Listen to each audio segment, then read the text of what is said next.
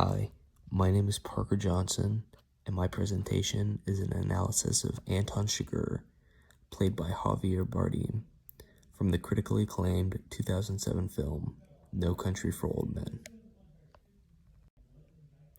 Anton Chigurh is notorious for being one of the most cold and evil villains in all of film. Javier Bardem's performance in this role gave him much critical acclaim from film critics to psychologists due to the level of accuracy he had in replicating the demeanor of a psychopath. No Country for Old Men is set in the American West during 1980. Anton Chigurh is a hitman that is notorious for having no regard for life. His background is a complete mystery, and it does not seem that he has any sort of relationship with other people. The movie is about Anton hunting a man named Llewellyn Moss after he stumbled across a botched drug deal and found $2 million. This film takes place near the Texas-Mexico border in 1980. The culture is very traditional, but many of the characters feel that the culture is changing at this time period. The diagnosis for Anton Chigurh is antisocial personality disorder.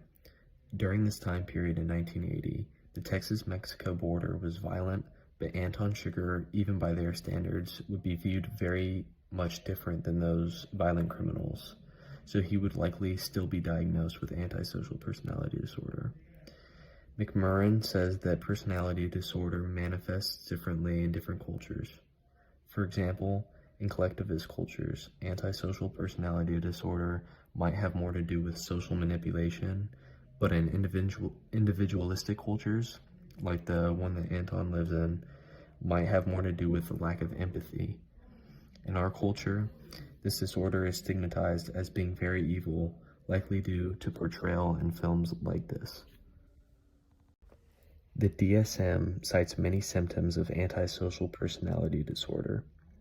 One of the symptoms is an inability to comply with social norms and laws.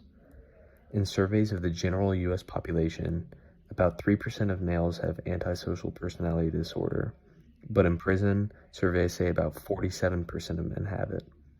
This is clearly exhibited by Anton, as he is a hitman and breaks laws whenever it can help him do his job. For example, he killed 2 people in the movie in order to steal their car. Another symptom is lack of remorse for your actions, which Anton shows through how easily he is able to kill people and how he has no reaction when he does. This is clearly shown in the scene where he kills someone pleading for their life, and then he is concerned when he almost gets blood on his shoe. One symptom that he does not show is carelessness.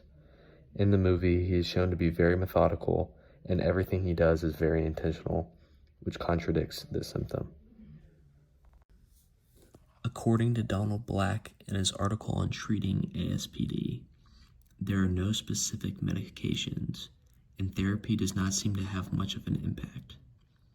Knowing this, it might be best to give Anton medications that might help his symptoms that are common with ASPD, like antidepressants and antipsychotics, as it is a way to treat the symptoms even though it won't treat the condition itself. This is appropriate for the disorder, as it is likely to help Anton reduce his violent behavior. One ethical concern for doing this treatment would be knowing that it might not work, and Anton still could become violent again. A barrier that would prevent this from happening is that it was not common for people to seek help for mental conditions in that culture. Even if it was, Anton would likely avoid it, as he has no remorse and does not seem to care that he is a psychopath. The portrayal in the film is very good. In fact, many psychologists have said that Anton Chigurh is one of film's most realistic psychopaths. This is because Anton is much less interested in the theatrics of killing, and he just kills without remorse. Films like this influence how we see people with ASPD, as it is a very common type of character in films, meaning we may have a skewed view of what people with this condition are really like.